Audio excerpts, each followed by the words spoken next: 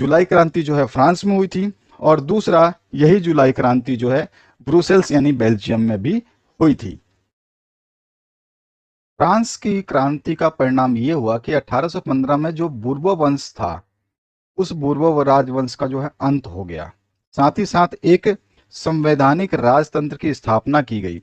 ये बूर्बो राजवंश था, इसकी की पूरी खात्मा कर दिया गया। 1815 में इसको हटा दिया गया। उसके अलावा जो है एक संवैधानिक राजतंत्र की स्थापना हुई, यानी कि राजतंत्र यानी राजाओं का शासन तो रहेगा लेकिन संविधान के हिसाब से। उसके अलावा जो है इस संविधान का जो राजा था, इस संवैधानिक राजतंत्र का जो सम्राट था, लुई फिलिप को बना दिया गया। ठीक है, तो लुई फिलिप को जो है इस संवैधानिक राजतंत्र का सम्राट घोषित कर दिया गया। इसके बाद एक स्टेटमेंट थी मेटरनिक की। मेटरनिक ने क्या बोला था, अगर आपको याद होगा तो मेटरनिक ने कहा था जब फ्रांस छींकता है तो बाकी यूरोप को सर्दी जुकाम हो जाता है।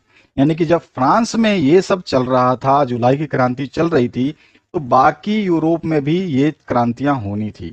इसलिए ब्रुसेल्स यानी बेल्जियम में, ब्रुसेल्स जो कि बेल्जियम की राजधानी है, वहां पर भी काफी क्रांतियां देखने को मिली। और उसी दौरान जो है यहाँ पर देखने को ये चीज मिला कि जुलाई क्रांति से ब्रुसेल्स में भी क्या हुआ, विद्रोह भड़क गया, क्योंकि फ्रांस में हुआ था और मेटरनिक ने कहा था कि फ्रांस में जो भी होगा वो पूरे यूरोप को सर्दी जुकाम लगा देगा।